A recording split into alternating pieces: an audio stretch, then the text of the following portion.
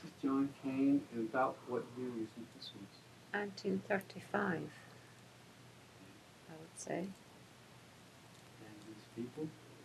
The two ladies on his right-hand side are neighbours, and the third lady over is his daughter Mary, who was visiting from New York.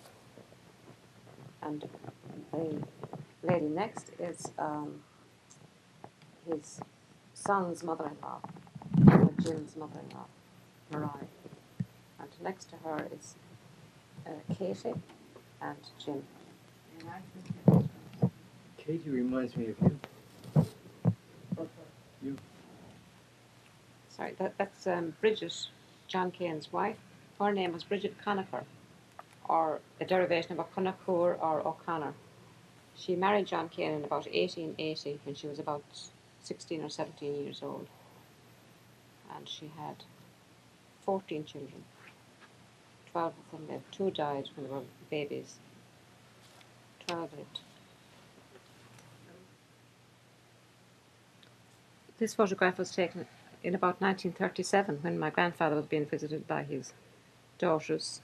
From left, there's Aunt Sarah, who was his youngest daughter, Aunt Annie, who was Mrs. McDermott, Aunt Maggie, who was Mrs. McGovern, and beside him is Aunt Bee, who was Mrs. Havican. And the older lady on the top, on the right-hand side, is Aunt Annie's mother-in-law, old Mrs. McDermott. That photograph was on the same day in 1937, and on the bottom, starting from the left-hand side, is my grandfather's granddaughter, Mary McGovern, and in front of him is his daughter-in-law, Katie, and next to her is Jim, his son Jim, and their 2 children, Johnny and Seamus. Now, John Kane lived with his son Jim and his daughter Katie, and they had 3 grandchildren, Anna May, Johnny and Seamus, before he died. And where did they live? They lived in Rosmylan. They moved from the old house in Kilbecknet in 1912 down to the house in Rosmylan, and they lived there until he died. And long after that.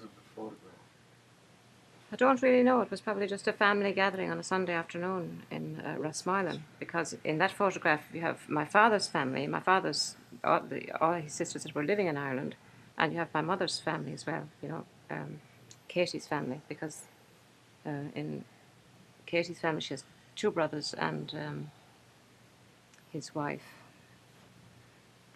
Looks like it was probably springtime or maybe summer. Although your aunt has looks like a warm coat, but everybody else looks like they're pretty comfortable in light clothing. That's true. Yeah, I'd say it may have been on the occasion of Uncle Joe's marriage, because you see he's in the middle of the photograph. That's my mother's brother.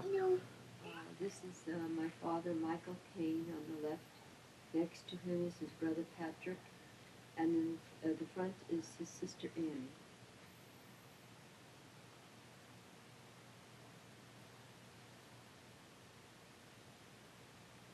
On the right-hand side would be his brother Tom, all the way over on the right, and in front is his sister Mary, and right in back of her, the tall man, is her husband, Michael O'Keefe.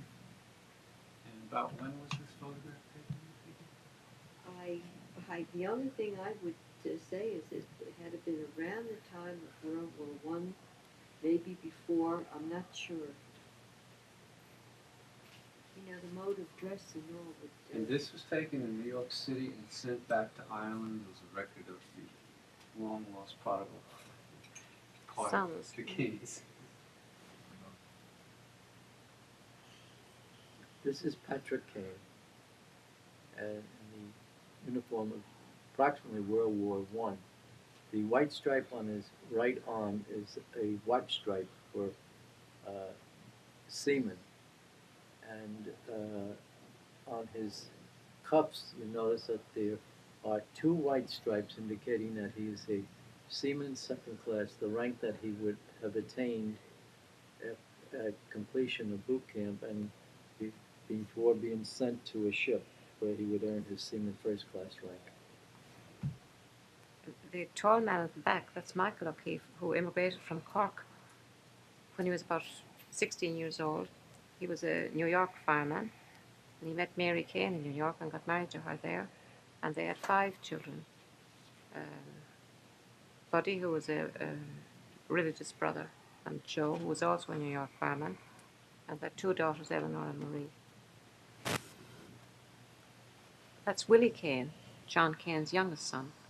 He also immigrated to America in about, I suppose, the late 1920s, and that photograph was probably taken in New York sometime after he arrived in New York. He was married to a lady called Rose, and they didn't have children. And do you know approximately when he died and where? He died in New I York. know he died up at Beacon, New York. He was a guard at a hospital for the criminally insane, and his wife Rose worked in the kitchen there. They both, he died first, Rose died afterwards. We never saw them again after they went up to Beacon, New York. Okay, But so it would have no been children. it would have been kind of about in the 1960s, I would say. I He was- guess, really. He was certainly alive in 1951 when my eldest sister was passing through New York. She met him then. But after the Land Act of 1912, the lands of the Caulfield estate, on which the Kanes were tenant farmers, was divided, and John Kane was granted land in Rathsmillan, and houses were built on the new lots of land, and this is the house that the family moved to. About 1912, maybe between 1912 and 1914, they moved into this house in Rathsmillan. How far was that from the thatched cottage we saw?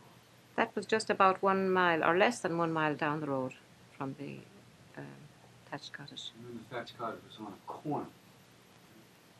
And it would be nice if we had this with a little bit of the soil. But this is probably the earliest picture that was taken of the house in Rathsmillan. And it was taken when Paddy had come back from America to visit his to visit his mother before she died.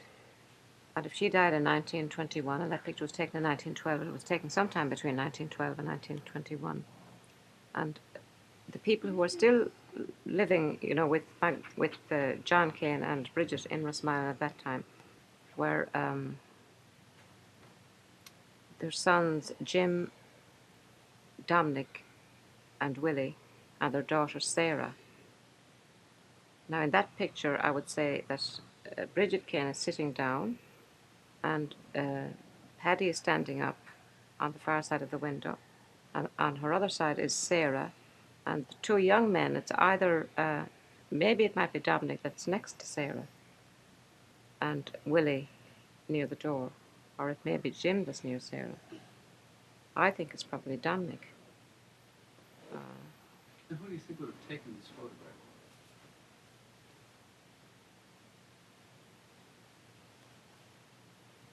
I really don't know. Do you think your grandfather would have been the one to take the picture? Since he's not in the photograph and it's of their house.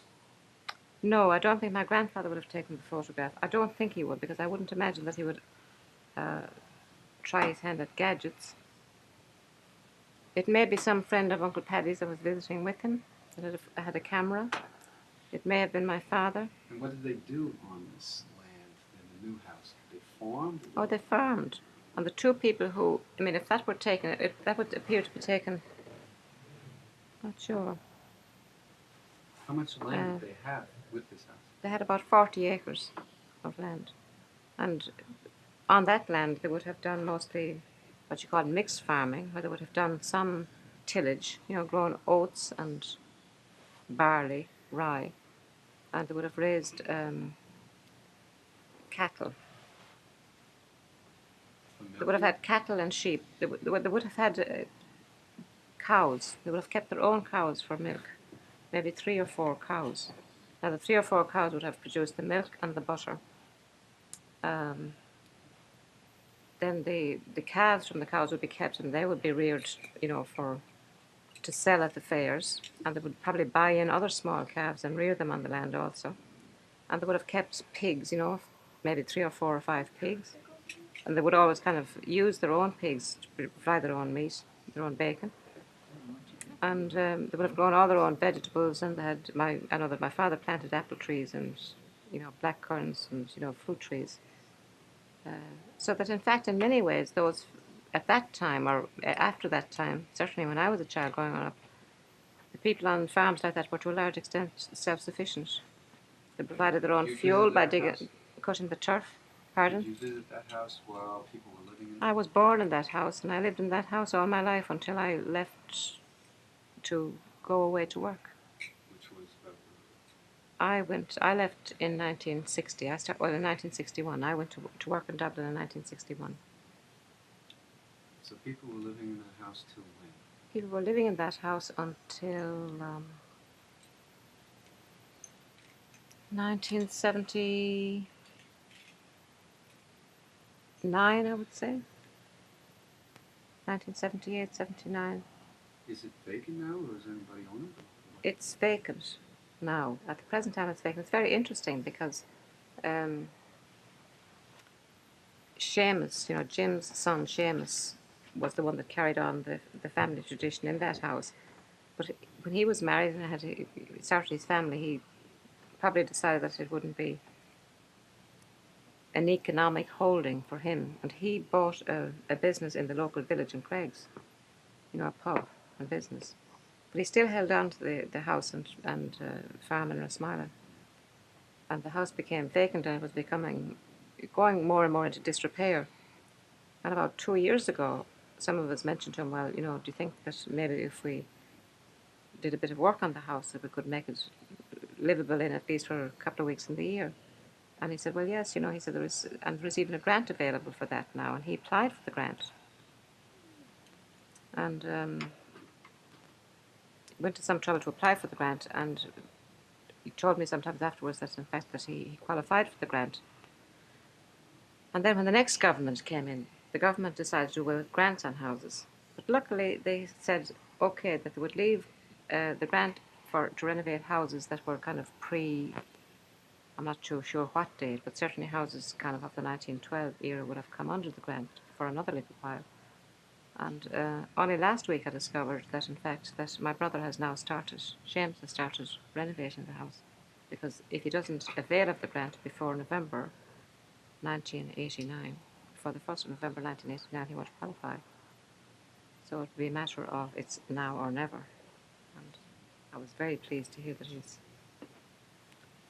now working on the house. So we hope we'll get it back. Maybe we can go visit it someday. Oh, maybe. Yes, that would be fantastic. We might have a big reunion sometime for the descendants of John and Bridget Kane. Right. That'd be fantastic. And there'd be so many descendants. How many would there be, do you think? You could go fill up 40 acres, I'm sure. This is a picture of Jim Kane, who was the son that remained with John Kane and his wife on the family farm. He was born about 1892. He was about the fifth youngest child, I think. And he got married in 1933 to Katie Kane. And this photograph was taken in Galway when they were on their honeymoon after getting married.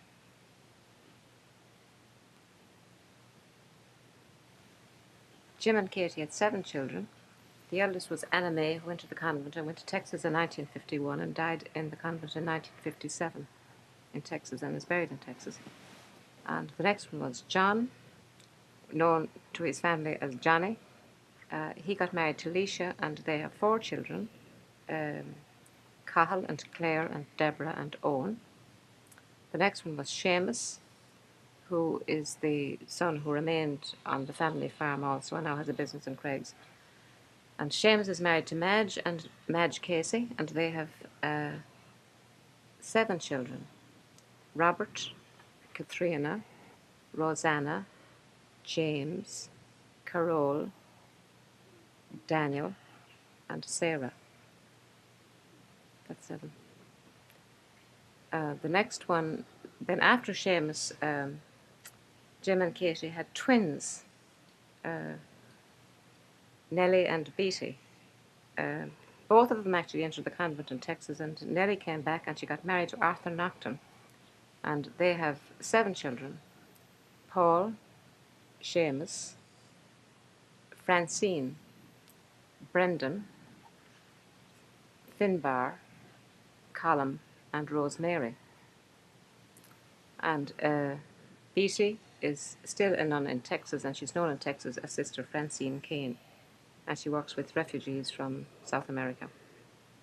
And after the twins, there was myself, Rosaline, who is the one who didn't produce anything for the family. Rosaline didn't get married, but is having a good time visiting her relations around the world, getting to know the family.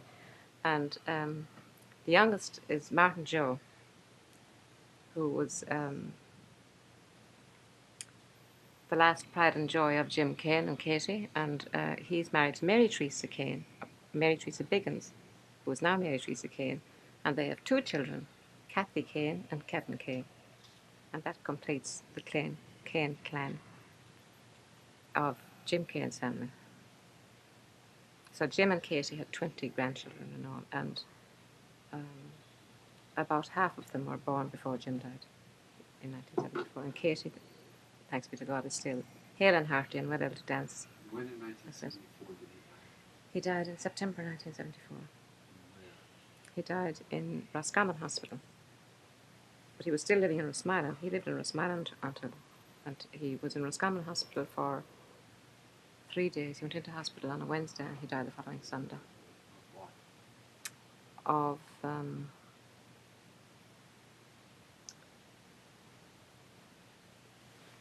well, the first illness that he showed was arteriosclerosis.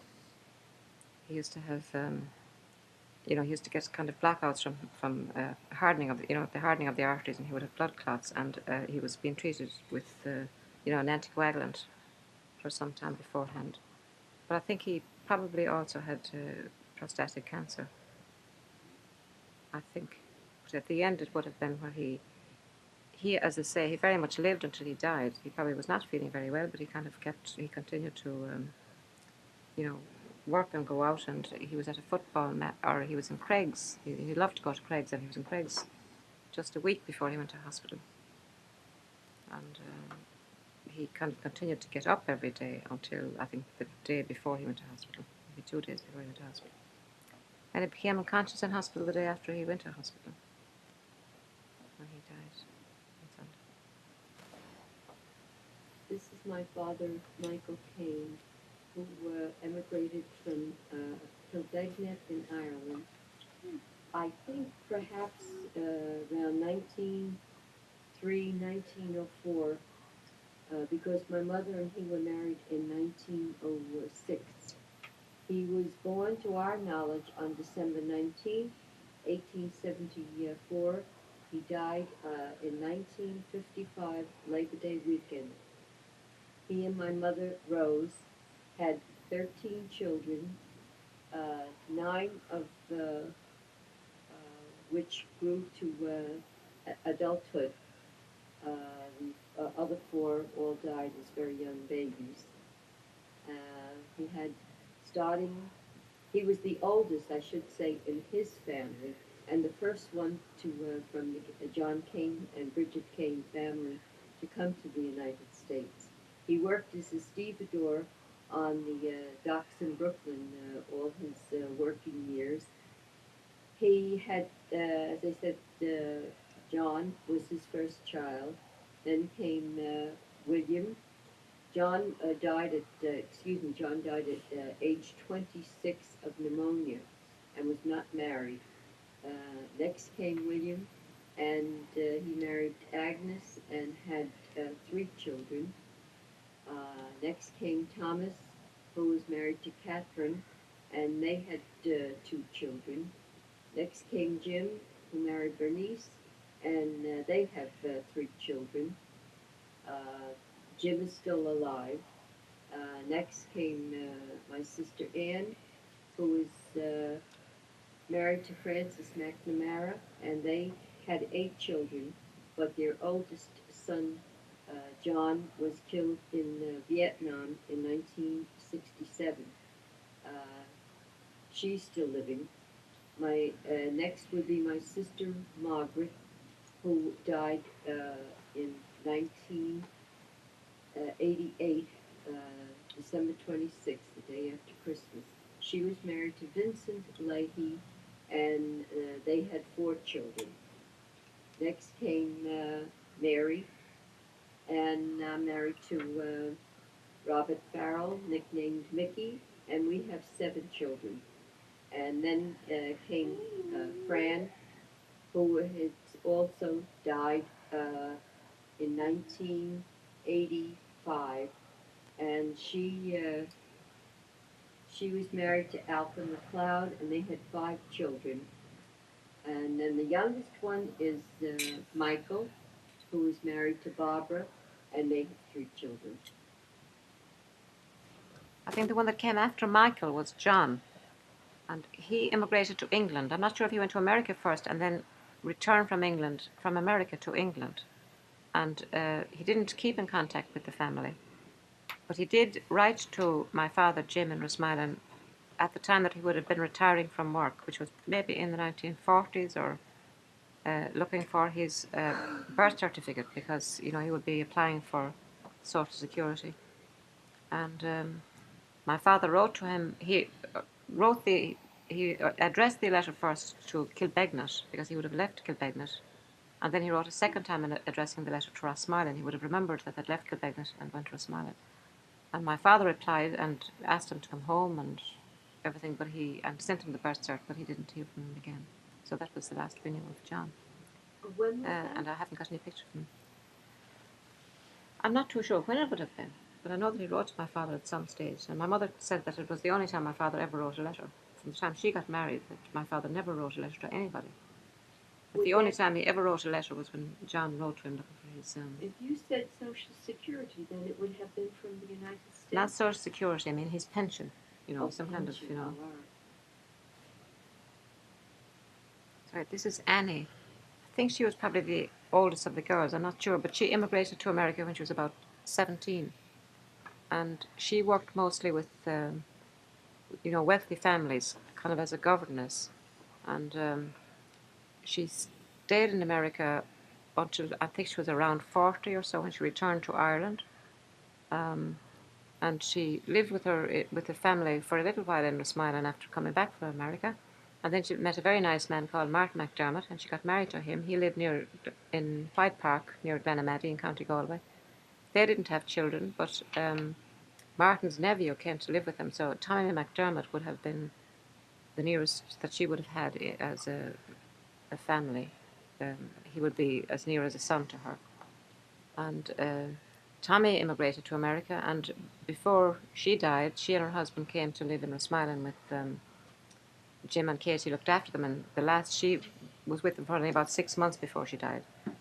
And she died in Rosmalen when she was about 84, I think. It was sometime in the 1960s, I'm not sure of the exact date.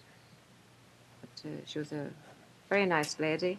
I always remember her beautiful blue eyes, even when she was an old lady, and she talked about exotic places like Atlanta, Georgia, and Bermuda, and the different people she worked with. This is Mary. She, I think, was next to Annie, and she also immigrated to America. She worked in New York. I'm not too sure at what, but I know that she met Michael J. O'Keefe, the Cork fireman, and she got married to him. And they had 4 children, Buddy and Eleanor and Marie and Joe. And she and her husband returned to Ireland in 1934, I think, when he had retired from the fire department. They thought they might live in Ireland, and they came back and they bought a house in Dublin. But the children found the difficulty of learning the Irish language. I think Aunt Mary really didn't want to. She would really have preferred to return to America. So they stayed in Ireland for 1 year and they returned to New York and went back to the house that they'd left. The house that they'd left, they just rented, and they were able to get the house back again in 167 Reville Street. And all of her children got married except Buddy, who was the Mara's brother. And the 2 boys are passed away, and the 2 girls are still living. And Mary lived to be about, I think, 90. Oh no, she lived to be almost 90, I think. 92, I think she lived to be. That's Paddy, the next boy. He immigrated to America I'm not too sure, probably before, it would have been sometime between, probably before 1912. And he must have been in the Navy. There's a picture of him in the Navy probably during the World War, after the World War. He came back to visit his mother before she died, back to Ireland to visit his mother. She died in 1921. And he was married to Nellie, and they had 3 children. John, who was married and has children, and Eileen, who was married and had children, and Mary. His daughter Mary didn't get married, and she lived with him until he died. And he died. He was um, not a very old man. I think he was probably in his 70s when he died. His late 70s when he died. This is Thomas Kane. I don't know when he emigrated to the United States. The only information I have about him is that he was in the Army, stationed at Fort Niagara as an orderly. We saw him on a regular basis every year up until, I guess it was about 1936. And then my father had written, and he'd gotten word that he had been discharged from the Army, and that there was no forwarding address. And my father was never able to trace him, or he never heard from him again. We don't know what happened to him. This lady in the middle, that is Maggie. She got married to Martin McGovern, and they had 3 sons and 2 daughters. Their sons were Michael, who didn't get married and still lives in near Craigs, and their son Jack and Tom. Her son Jack and Tom both live in England, and her daughters Teresa is married to Michael Duke, and they have 2 daughters and 3 sons, and Mary is married to John Joe Summers, and she lives in County Roscommon. So that was Maggie's family. Maggie died about 1958, I think, or the late 50s. She was about 70, I think, when she died. Now, this is Bea beside her father. She actually was brought up by her uncle, Johnny Conacher, her mother's brother. I think she probably went to live with her uncle, who didn't have any children. Maybe when she was 8 or 9, I'm not too sure what age she was. But she lived with Johnny Conacher. She was the only, Maggie and Bea were the only 2 daughters that didn't immigrate. And Bea, of course, would have come to visit her father fairly often. She was renowned for her beautiful red hair. She had beautiful auburn red hair.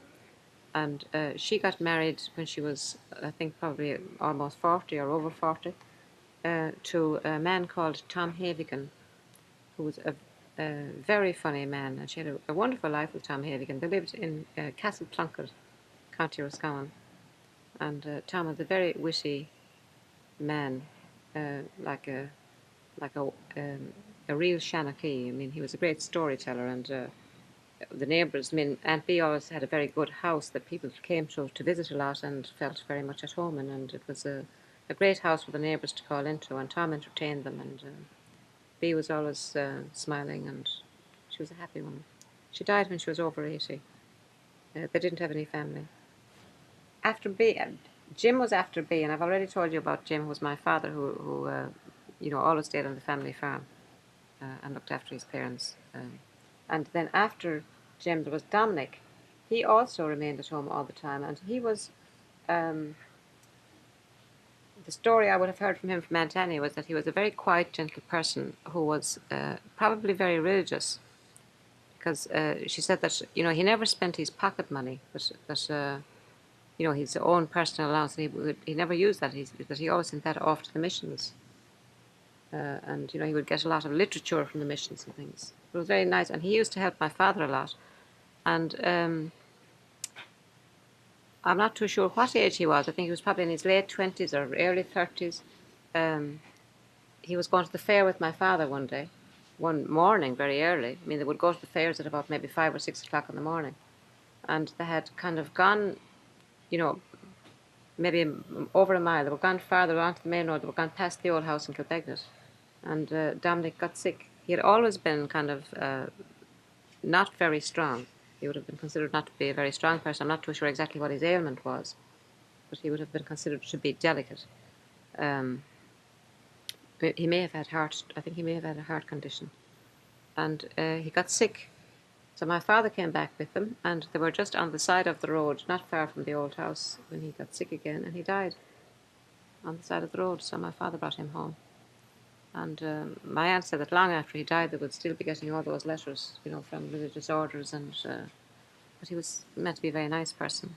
And So about that how was old Dominic. was he when he died? I'm not sure what age he was, but I think he was probably maybe in his late 20s or early 30s. I'm not sure what age. I'm sure that his mother was dead. When he died. So it was certainly before it was, if his mother died in 1921 and my father got married in 1933. I'm not sure how long it was before my father got married, but he died.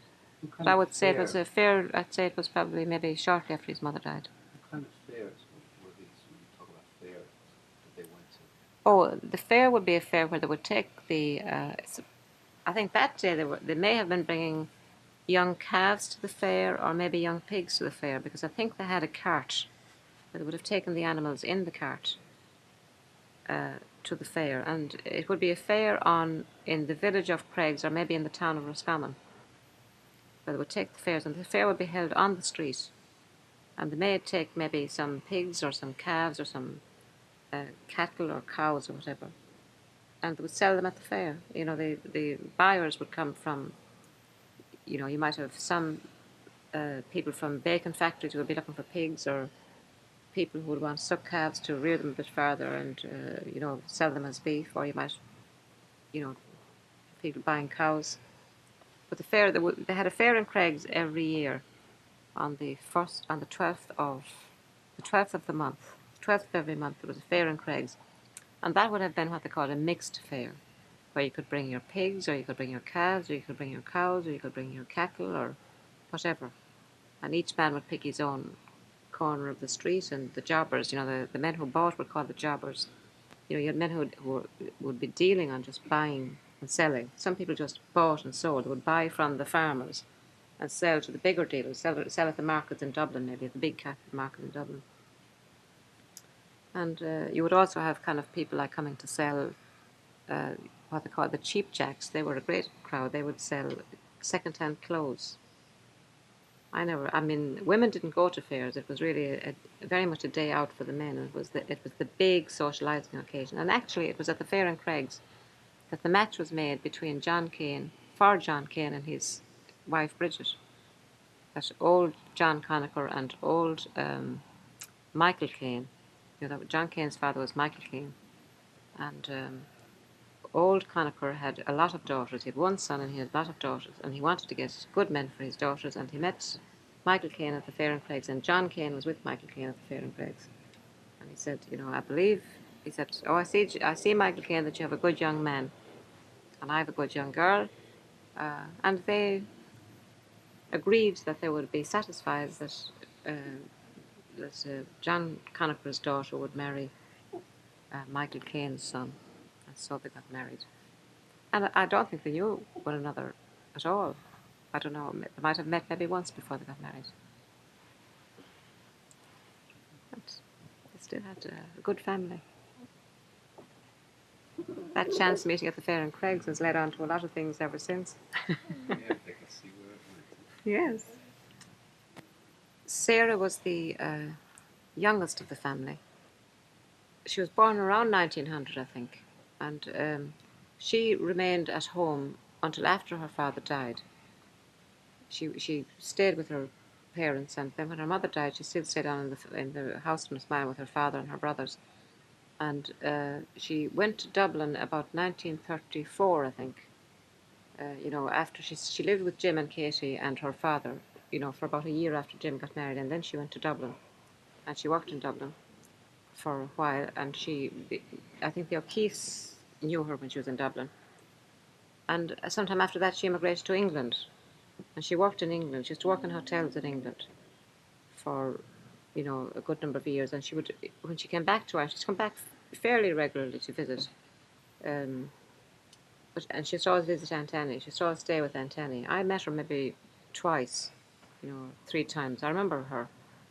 She was the blonde. She was blonde and beautiful, and she always wore lovely clothes. And she got married when she was over 50. She got married to a Scottish man called Crehan, I think was his name. And then she continued to write, but once, when Aunt Annie died, she didn't write anymore. After Aunt Annie died, she didn't write to anybody. And Teresa McGovern used to know her in England, but I know that in the 1970s maybe, or so, in the late 70s, I often wondered about her. I wondered kind of, was she still alive or whatever. And I tried to kind of find out where she was. I kind of got onto the Salvation Army, but I didn't manage to. They didn't contact her. But finally, when she died, in about 1982, I think, or 83, the hospital that she died in St. Gordon, to the parish that she was born she would have been registered in F League. So she was the last member of the family to die, and I'd say she was about 84, 85 when she died. She died of bronchial pneumonia.